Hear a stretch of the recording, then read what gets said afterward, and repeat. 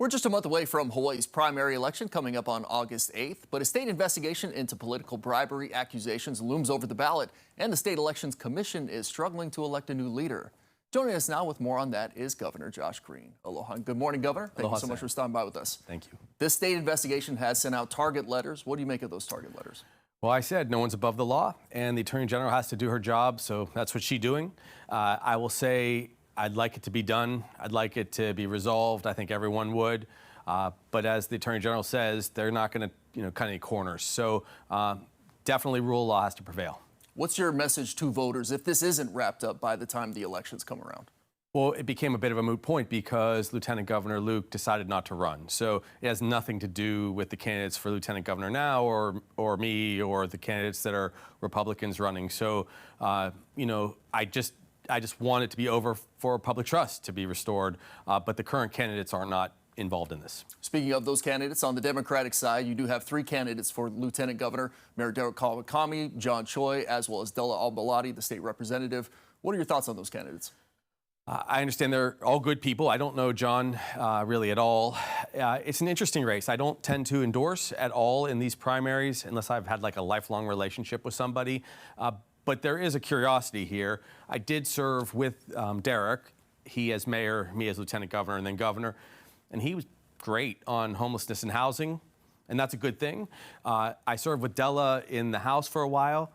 I am a little confused by the fact that she's saying she really doesn't want to do what I do, and she doesn't necessarily support me and wants to be a check on me. I'm not really sure how that works. If I'm selected as governor again, I want a partner that really works hand in hand with me. But look, I'm not going to endorse. People should find the best qualities in each candidate and then go out and vote. Please vote, because that's important to Hawaii. The Elections Commission has been chaos, trouble finding a new leader, elections conspiracy that somewhat are unfounded. Do you think the process of electing these, it's 4 Democrats and 4 Republicans get to be elected to this commission? Does this process need to change? It probably does, because they're at an impasse. The Chief Justice of the Supreme Court's going to have to weigh in, which is good. Vlad Devins is an incredible human being, so I'm sure he'll do the right thing.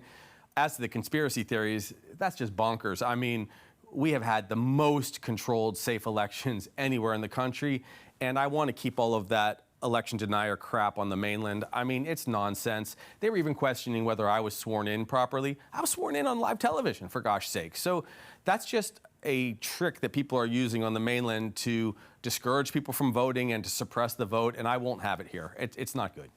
Chair of the Western's Governors Association, what do you think you can accomplish given that position that you got last week? I'm really honored to get it. My colleagues picked me to be the chair. You can see a picture there of mostly Republicans in that case and a couple Democrats. And what I will do is I will focus on health care for all the people of America. I've used already some of the lessons we've learned in Hawaii.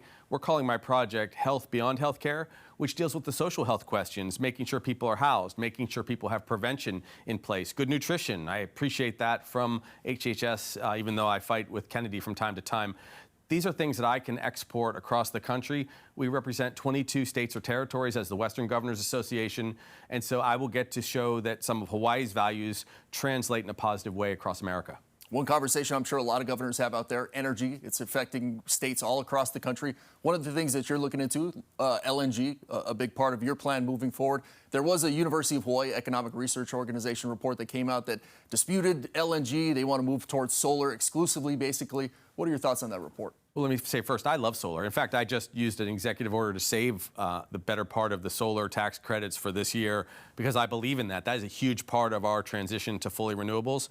I also believe in an all-energy strategy like the other Western governors because you have to have some firm power. Otherwise, you see blackouts.